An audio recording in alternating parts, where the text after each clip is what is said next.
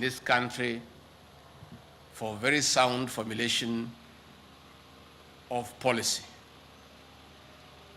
And I want to say that this conference could not have come at a better time. In fact, in my reasoning, it is late.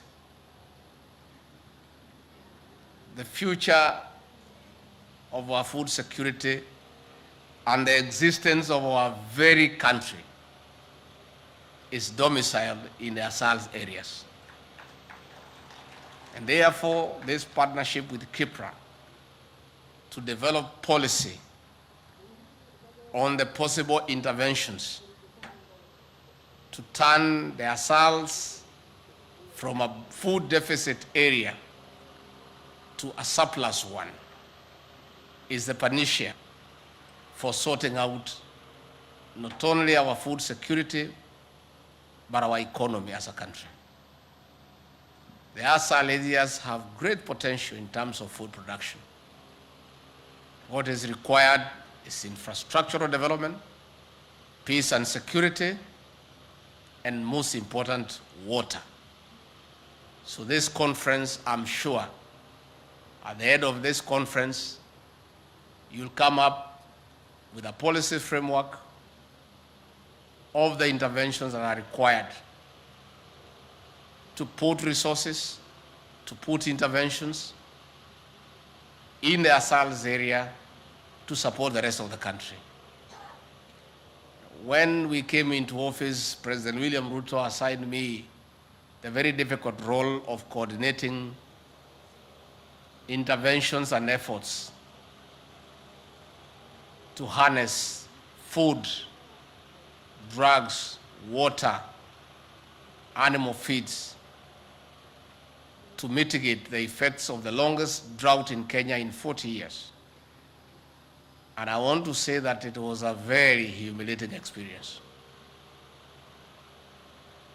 I became the chief beggar on behalf of the country. And in the community where I come from, begging is very demeaning. But I had a job and a boss who said, no, you must do it. So I kept on knocking every door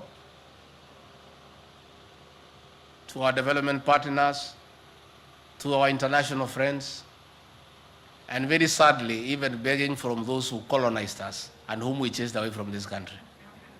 I didn't have a choice.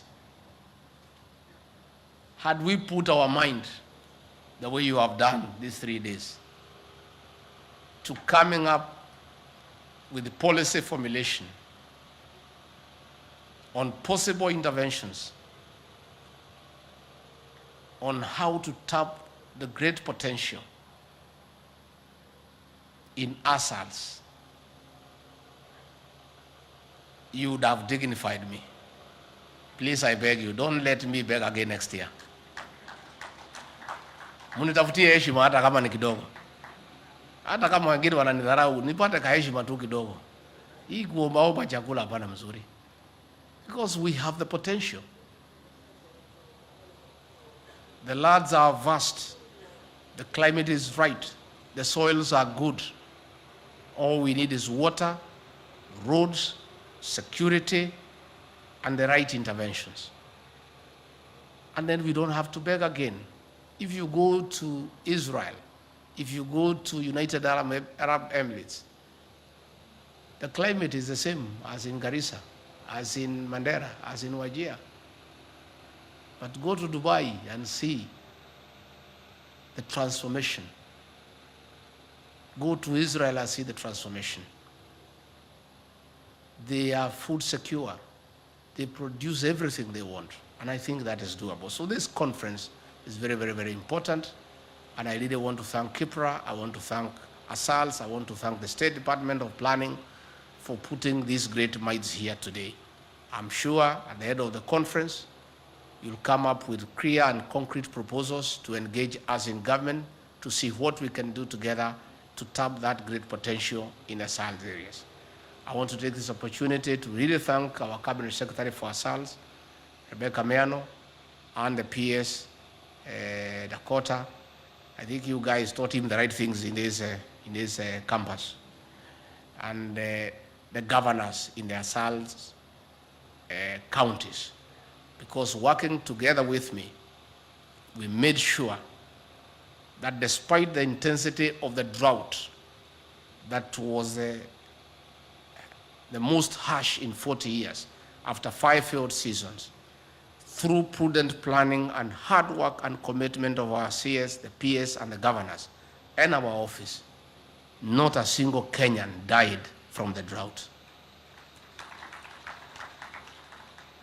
That should never be an achievement, that we are celebrating that nobody died from drought. No. We shouldn't be there. We should be saying that drought should never be part of our life, because we have invested heavily in ASAL areas, sunk boreholes, constructed water ponds, small dams, and mega dams, and move away from rain-fed agriculture to irrigation so that we get enough food supply. And I'm sure that with this kind of engagement that has happened today, that is doable. So finally, I want to say thank you, the Honorable Owen Baya, our Deputy Leader of Majority. You guys in Parliament has done us proud last night, and the other night you stayed up to late at night. Mkanyorosha hii watu ya Azimio, mkapitisha finance bill. Na tulikuwa tumewaambia hawa. We had told them. So nimeona hii watu wetu ya for the state wanasema at the root of voting machine. There is nothing like a root of voting machine. Nobody votes as a machine in Parliament.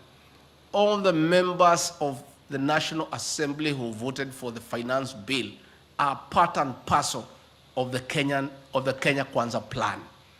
They were not voting for what William Ruto wants.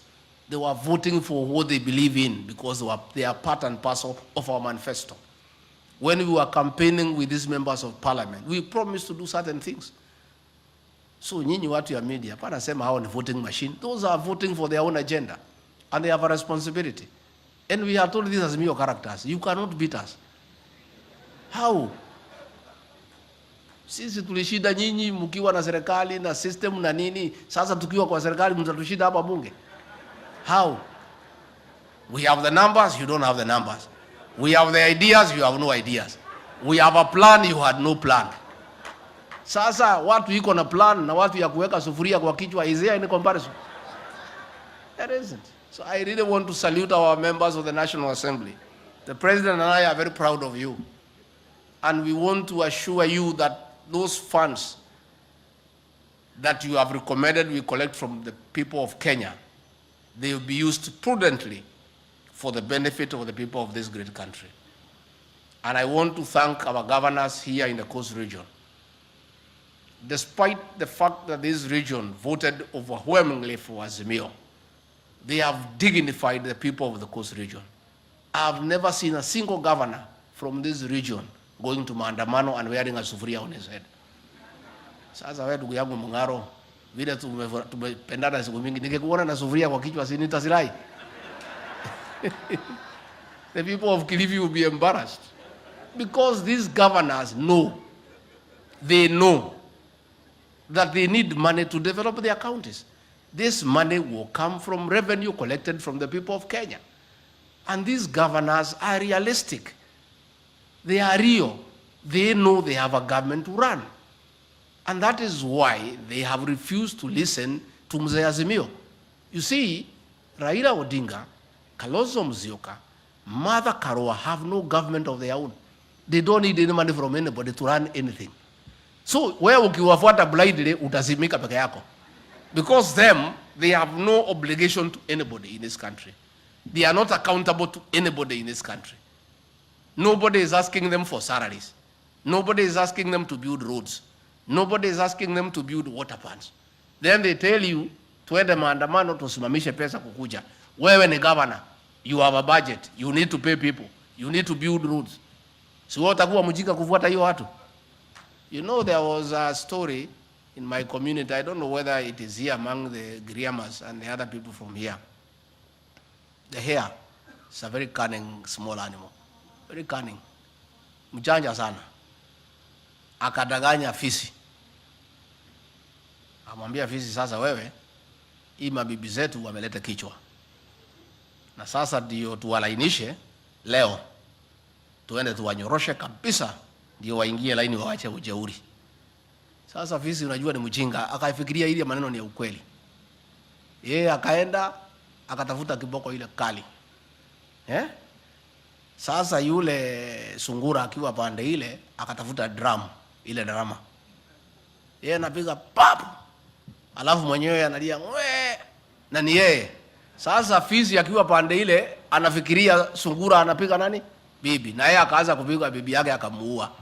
Sasa nyinyi magavana mkiambiwa mpinge finance bill, na ile mtu na hana kazi ya kufanya, kazi yake ni kupiga kelele, na wewe uko na wafanyikazi wanakungojea, uko na barabara zinataka zijengwe, mahospitali inataka dawa, wewe utakuwa ni mjinga kufuata mtu ambaye he has no responsibility? Utakuwa wewe ni kama ile fisi umendanganywa na sungura. Kwa hivyo I really want to in a very special way appreciate our governors, our 6 governors in this region, for their leadership and for being realistic and knowing that elections are over. They have county governments to run. They work with the national government because we serve the same people for the benefit of the people, not just of this region, but the people of Kenya. So sisi tumeshukuru watu ya Pwani. I was here earlier this week. Tarudi tena na tena na tena. Pia tukifanya kazi tunaendelea kutafuta urafiki. So hii maneno ya urafiki ni mambo ya maana. Tunakaa na nyinyi tu namna hii. Sababu hapo mbeleni mlikuwa saa nyingine mnapotea, mnafuata ile mzee, lakini amekwama. Amejaribu mara 5. Miaka ndio hiyo imesonga. Sasa nyinyi pia muangalie vile Kenya naenda, muone vile mtajipanga.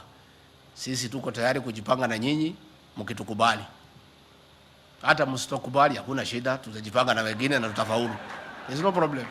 So, but it is our wish that we work together because it's the right thing to do and you are good people. So, and by we'll be here again and again. Tukitafuta urafiki wa watu ya Kilifi, tukitafuta urafiki wa watu ya Pwani. Mimi na rais tunawapenda na tunataka tufanye kazi na nyinyi, na tutaendelea kuja hapa. Mambo ya bandari tumesuluhisha, inaendelea mzuri. Mambo ya bahari tumepanga mzuri. Waziri Mvuri anafanya kazi. There's a lot of interventions in the blue economy, and the economy of this region is moving well under President William Ruto and our government. We want nyinyi pia mrudishe mkono hapo mbeleni, tutembee pamoja so that we can develop this area, we can develop this region as we develop the whole country. So mimi nimeshukuru sana, sitaki kuzidisha kupita hapo. Natakia nyinyi mema, and may this conference be the start of the real transformation of the ASAL areas and the transformation of the Republic of Kenya. May God bless you and bless you abundantly. Asanteni sana. Mheshimiwa Naibu wa Rais, ningependa kwa ruhusa yako kukusihi kubakia hapo tuchezewe wimbo wa taifa.